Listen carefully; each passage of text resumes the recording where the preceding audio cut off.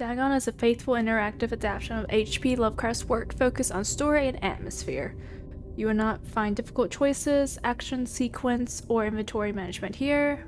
Oh, and movement is limited to progressing through locations along with the plot. This is more story-driven, I guess. I am writing this under an appreciable mental strain, since by tonight I shall be no more. Oh, okay. During the game, you will encounter interactive elements. Some of them will allow you to continue your journey. Others reveal interesting facts about the original short story, its historical background, and the author. Some of the trivia is hidden. In order to find the secrets, focus your eyes and look for the Elder sign. Oh, I can play with the controller? Well, I'm playing with mouse and keyboard. So, like... Oh.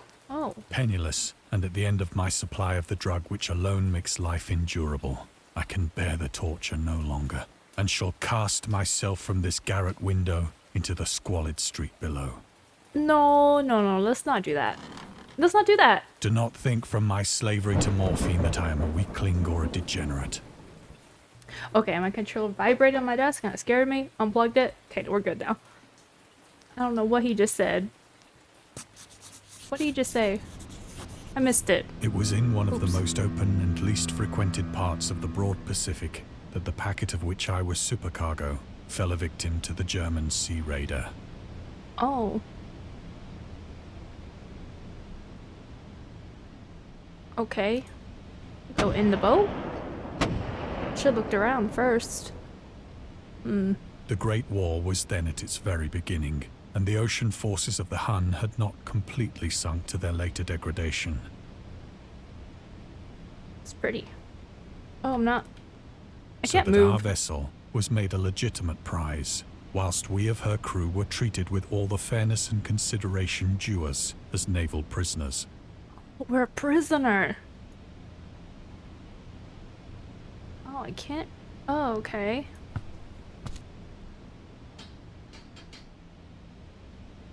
So liberal, indeed, was the discipline of our captors, that 5 days after we were taken, I managed to escape alone in a small boat with water and provisions for a good length of time. Oh, we're escaping. Okay. By ourselves. So this is just a story. When I finally found myself adrift and free, I had but little idea of my surroundings. Oh. Okay. Never a competent navigator, I could only guess vaguely by the sun and stars that I was somewhat south of the equator. Of the longitude, I knew nothing, and no island or coastline was in sight.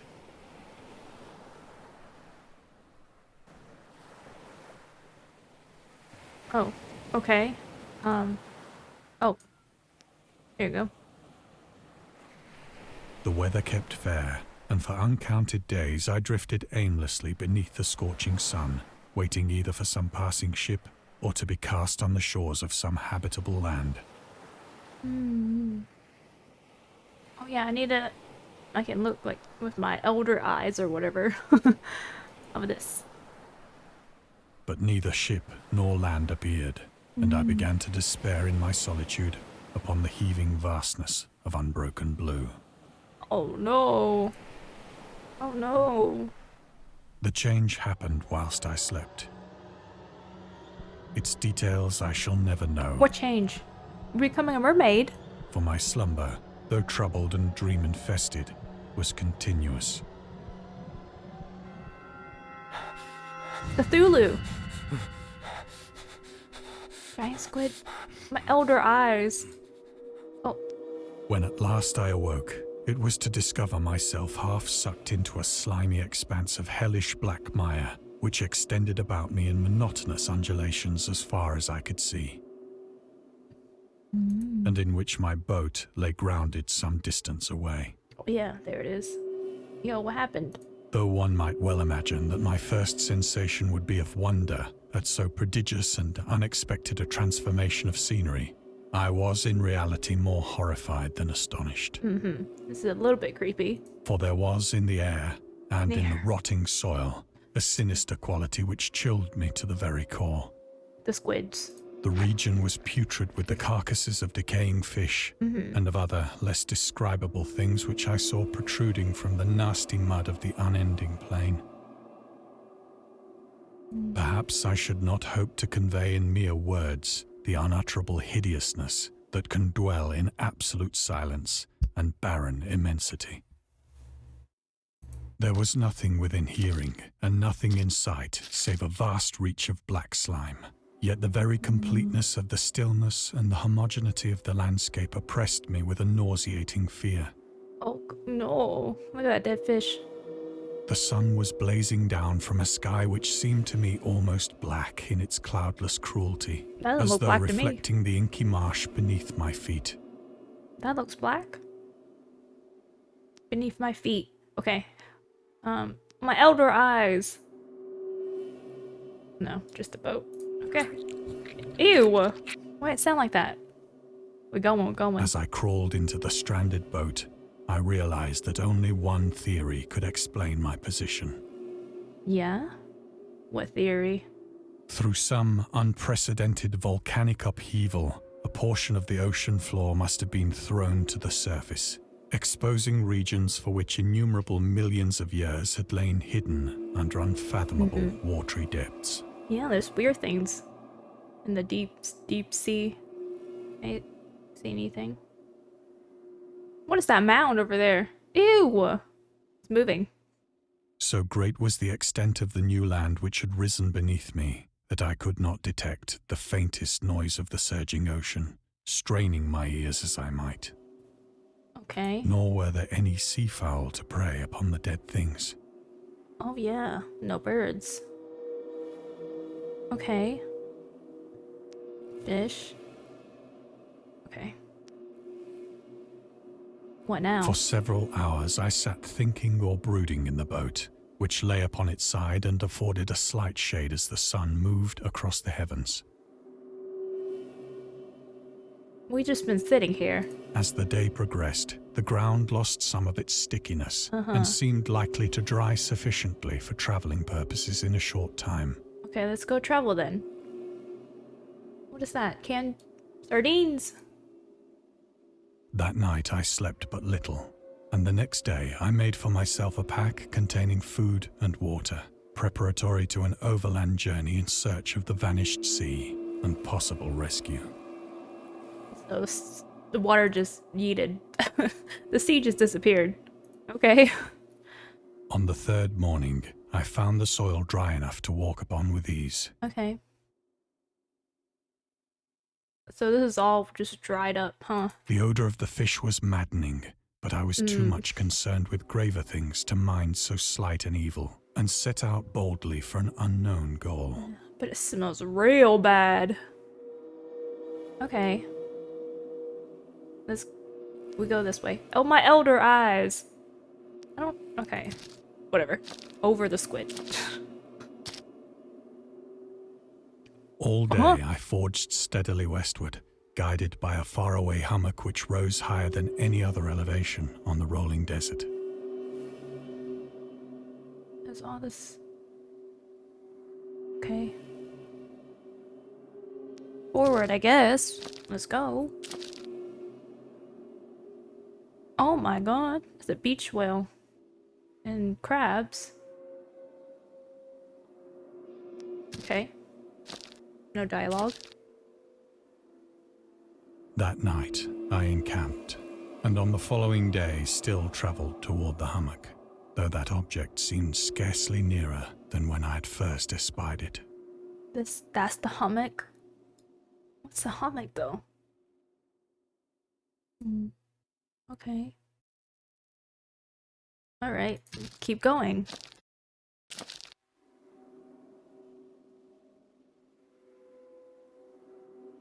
Ooh, By pretty. the fourth evening, I attained the base of the mound, which turned out to be much higher than it had appeared from a distance. Sure does. An intervening valley setting it out in sharper relief from the general surface. We're gonna go inside of it? Too What are we weary doing to here? ascend, I slept in the shadow of the hill. Oh, we want to go up. I know not why my dreams were so wild that night. But ere the waning and fantastically gibbous moon had risen far above the eastern plain, I was awake in a cold perspiration, determined to sleep no more. No. Such Spooky. visions as I had experienced were too much for me to endure again. We saw things. And in the glow of the moon I saw how unwise I had been to travel by day.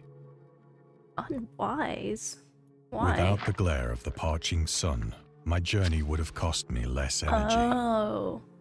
I see. Indeed, I now felt quite able to perform the ascent which had deterred me at sunset. Picking up my pack, I started for the crest of the eminence. Oh, I'm kind of... Oh, what's this? My food. I have said that the unbroken monotony of the rolling plain was a source of vague horror to me. But I think my horror was greater when I gained the summit of the mound and looked down the other side into an immeasurable pit or canyon. Oh? I don't want to look in Whose it. black recesses the moon had not yet soared high enough to illumine.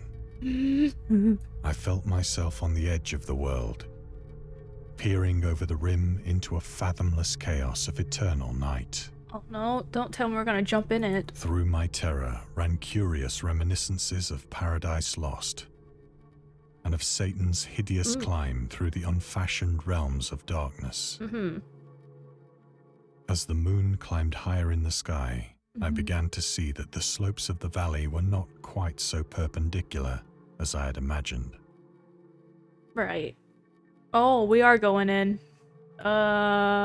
Okay. Ledges and outcroppings of rock afforded fairly easy footholds for a descent, Yeah. whilst after a drop of only a few hundred feet, the declivity became very gradual. Okay. One rock at a time. Let's go. Or many. Urged on by an impulse which I cannot definitely analyze, I scrambled with difficulty down the rocks and stood on the gentler slope beneath, gazing into the Stygian deeps, where no Stygian. light had yet penetrated. Stygian. I like that word. All at Stygian. once, my attention was captured by a vast and singular object on the opposite slope, which rose steeply about 100 yards ahead of me. 100 yards. An object that gleamed whitely in the newly bestowed rays of the ascending moon. Boom, boom, boom, boom, boom.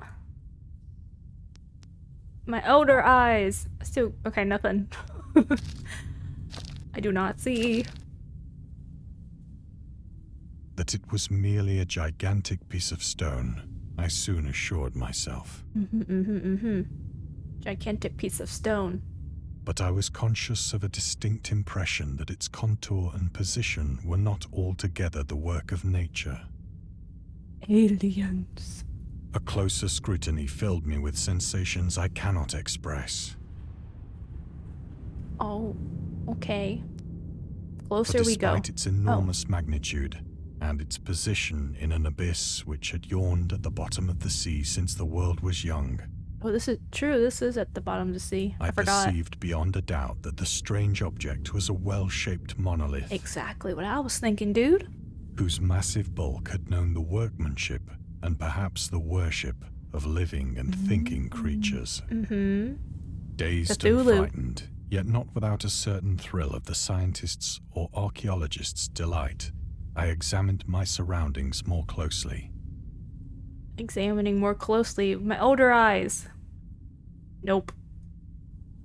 Okay. Oh, now. Maybe I examine now. Like, what's that over there? Oh, yeah, something over there. Okay, let's go over there. Oh, where's the water moon, here? now near the zenith, shone weirdly and vividly above the towering steeps that hemmed in the chasm. There's symbols on it. Like Hollow Knight. And revealed the fact that a far-flung body of water flowed at the bottom, winding out of sight in both directions, and almost lapping my feet as I stood on the slope. Oh, it goes down that way and that way. Okay. Across the chasm, the wavelets washed the base of the Cyclopean monolith, Cyclopean. That's a cool word, too. on whose surface I could now trace both inscriptions and crude sculptures. Oh, here we go. Let's go. Let's touch it. The writing was in a system of hieroglyphics unknown to me and unlike anything I'd ever seen in books. What do you mean? These are these are seashells, crabs, starfish. What do you mean? You've never seen turtles? You never seen those?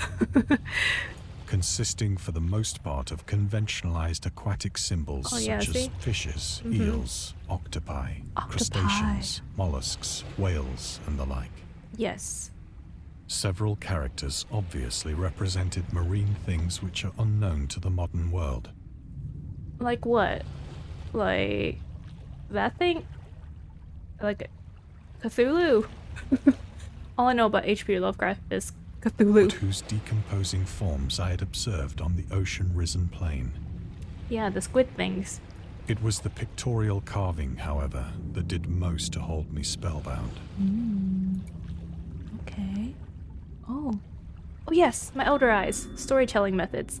Dagon contains many themes and storytelling methods that Lovecraft developed in his later works, such as telling the story through carvings, At the Mountains of Madness, The Nameless City, I'm guessing that's the book, journals and characters' notes, The Shadow Out of Time, The Hunter of the Dark, Island emerging from the ocean. This text is really hard to read.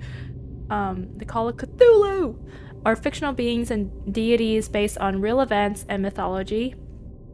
Mygo, and the Whisperer in Darkness.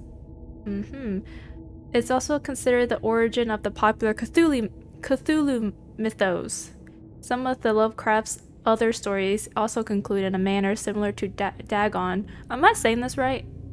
But let's skip the details in order not to spoil the ending. Yes. Okay. You can read, discover, go back. Okay. Trivia. Wait. Should we do the trivia? Yeah, why not? Oh, or no trivia. I don't know. Plainly visible across the intervening water, on account of their enormous size, were an array of bas-reliefs whose subjects would have excited the envy of a doré. A doré? I think What's that these things were supposed to depict men. Yes. At least a certain sort of men. Mermaids, merpeople. Though the creatures were shown disporting like fishes in the waters of some marine grotto. What the heck is that thing paying down there? homage at some monolithic shrine, which appeared to be under the waves as well. Right. Of their faces and forms I dare not speak in detail, Why? for the mere remembrance makes me grow faint. Oh. Grotesque beyond the imagination of a Poe or a Bulwer. Whoa, these look so cool. These look so cool. Whoa. They were damnably human in general outline, despite webbed hands and feet, shockingly wide and flabby lips. They're mermaids, man. Glassy, bulging eyes, and other features less pleasant to recall. Okay. Curiously enough, they seem to have been chiseled badly out of proportion with their scenic background. Oh. For one of the creatures was shown in the act of killing a whale, represented as but little larger than himself. Well, maybe they are that large. We don't know that. I remarked, as I say, their grotesqueness and strange size. They're not that gross, are they? Just fish people. But in a moment decided that they were merely the imaginary gods of some primitive fishing or seafaring tribe. Some tribe whose last descendant had perished eras before the first ancestor of the Piltdown or Neanderthal man was born. Okay. Alright. Awestruck at this unexpected glimpse into a past beyond the conception of the most daring anthropologist, I stood musing whilst the moon cast queer reflections on the silent channel before me. Then, suddenly, I saw it. See what? I don't see nothing. What are we seeing? What are we seeing? With only a slight churning to mark its rise to the surface, the thing slid into view above the dark waters. Into view? Oh, it's going towards the monolith. Fast, fiend-like and loathsome, it They darted jump like a scared me. stupendous monster of nightmares to the monolith. A about which it flung its gigantic scaly arms, the while it bowed its hideous head and gave vent to certain measured sounds. Yeah? You gonna turn around? I think I went mad then. Oh no. Oh no. We've seen things we shouldn't have. Of my frantic ascent of the slope and cliff, and of my delirious journey back to the stranded boat, I remember little. Remember how to get back up.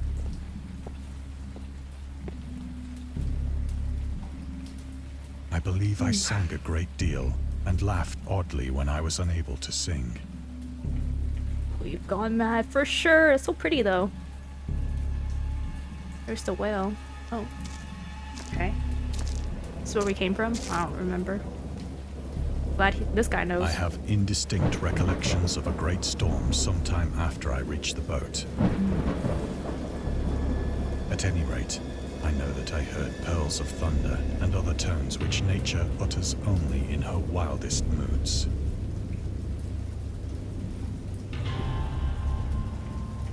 I love the storytelling. Not much gameplay, but very great storytelling. I like it. When I came out of the shadows, I was in a San Francisco hospital. How we end up in a hospital, bro? Brought thither by the captain of the American ship which had picked up my boat in mid-ocean. Mid-ocean? The water came back. In my delirium, I had said much, but found that my words had been given scant attention. Oh? Of any land upheaval in the Pacific, my rescuers knew nothing. Nor did I deem it necessary to insist upon a thing which I knew they could not believe. Mm-hmm. Yeah, they think you're crazy or something. You hit your head too hard or dehydrated or something. Ooh! Okay, the journalist. Lovecraft was a prominent figure in the world of amateur journalism in 1915. He started publishing his own journal called The Conservative, which included political and social commentary, poetry, short stories, and literary criticism written by him and other authors. Howard was a skilled wordsmith, but he also took criticisms to heart, which resulted in his decisions to step away from writing poetry and concentrate on weird fiction again. For the first time since his teenage years, Dagon, published in 1919, is one of the short stories written during that period. Oh, H says for Howard. I didn't know that. In this example excerpt from The Conservative, the master of horror fiction explains his attitude towards warfare and the idea of world peace. Why any sane human being can believe in the possibility of universal peace is more than the conservative can fathom. Should the entire civilized... Okay, I can't read this. If you guys want to read this, pause and read. It's too much. Okay, so there's that. A little bit of backstory of H.P. Lovecraft. That's nice. Once I sought out a celebrated ethnologist. Ethnologist? What is that? And amused him with peculiar questions regarding the ancient Philistine legend of Dagon, the fish god. Dagon, not Dagon. Dagon, the fish god. Dagon's the fish god. It's probably what we saw, like, destroying the monolith.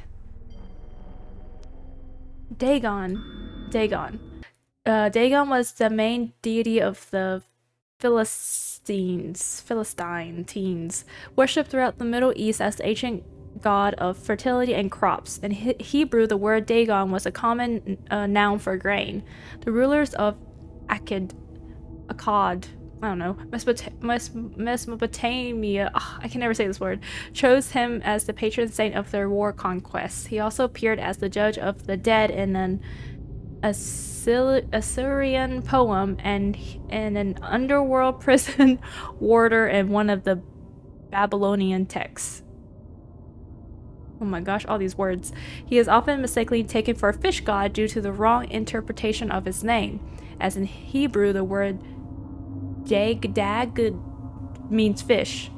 In H.P. Lovecraft's works, Dagon is an underwater deity ruling over the deep ones, a humanoid race with fish traits that resides in the ocean. He is worshipped by a secret cult called the esoteric order of Dagon. I butchered that whole paragraph. 3 paragraphs. Okay, anything else?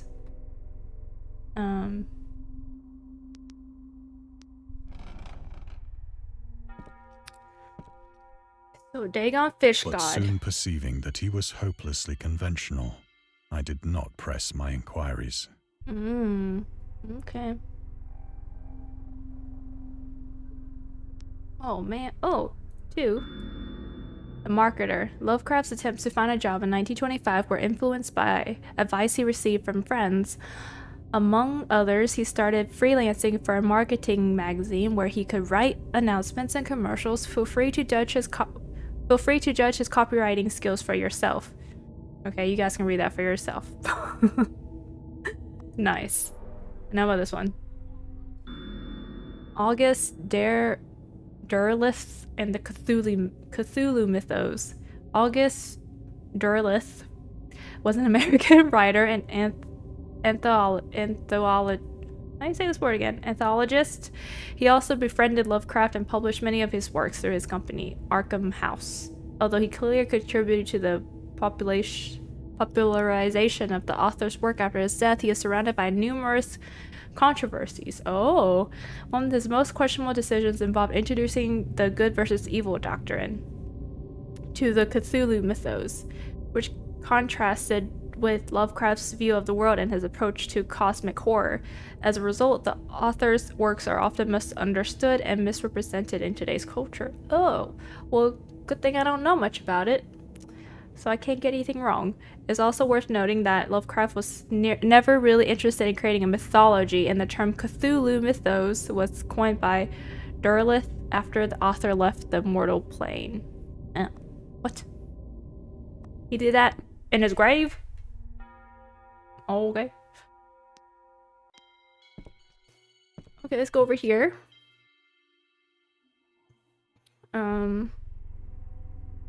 Oh, he said there's no like puzzles or anything, right? What was this thing? The scientist. These days, the word scientist is a widely accepted term, but at the time Dagon was published, it was a subject to wide debate. After the author used it in the story, critics pointed out that man of science was a more appropriate term to employ. He admitted that if Dagon were to be reprinted, he would indeed use the phrase they suggested. Okay, I think I'm just gonna let you guys pause and read this, because there's a lot, and I kind of just want to get through the story. So much information taken at one time. But you guys can always pause and read. I probably read all those while I'm editing, so. It is at night. Oh, we're back here. Especially when the moon is gibbous and waning, that I see the thing. See what thing? You start thinking these are like fish people on the walls or something. What are we seeing? Oh. I tried morphine. Oh, not morphine. Come on, but the dude. drug has given only transient surcease and has drawn me into its clutches as a hopeless slave. So now I am to end it all, having written a full account for the information or the contemptuous amusement of my fellow men. What you mean, boy? No, we're not doing this. I don't want to do that.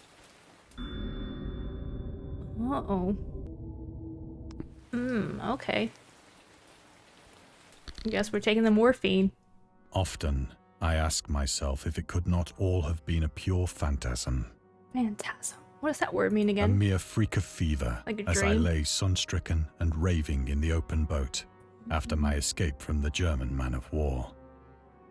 This I ask myself, but ever does there come before me a hideously vivid vision in reply. I cannot think of the deep sea without shuddering at the nameless things that may at this very moment be crawling and floundering on its slimy bed.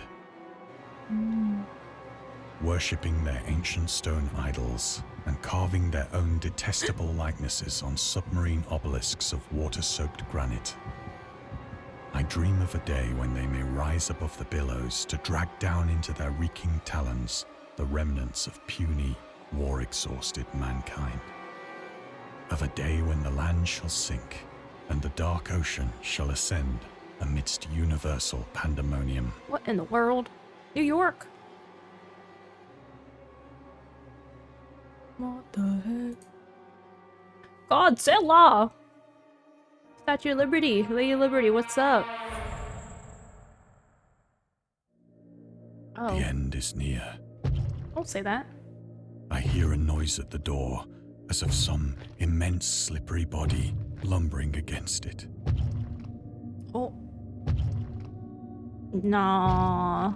It's just the drugs, bro. It's not real. What's that? Sardines! Always sardines! Oh, wait. Oh, I put a dresser there. I'm paranoid. Man's paranoid. Okay, let's... It shall not find me. It found you, dude. It knows you're in here. See? Oh my gosh. Ah! God, that hand! Please, no jump scares. Oh my gosh, get the morphine! Stab him with it! The window! What window? What window? I can't look behind. No, no. I don't want to do that. You're gonna jump out, dude. Oh my god. See? What'd I say? Now you got broken ribs.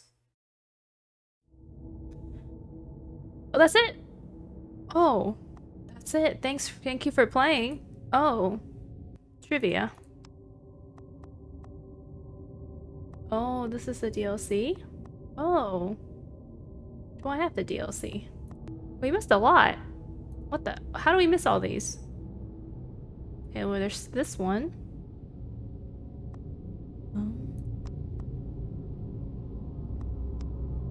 Oh no, these are the ones we found. Oh. Did I not find all of them? I'll go back and see if I can find all of them. This one. Morphine. Oh yeah, I guess I didn't look around. Here's another one. Here's another one. The Huns to defeat the Huns. Let's get down to business. Oh, here's another one. One more. Oh, yeah, another one. Nice.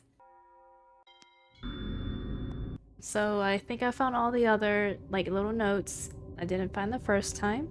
I would like to buy the DLCs, but I have no money. So I think that'll be that for this little HP Lovecraft story adventure. It was pretty interesting. I really like the storytelling and the narration. Both really good. But I thought I'd do something spooky for spooky season. I hope you guys like that little story session. Yep. Alright then, I guess till next time. Bye!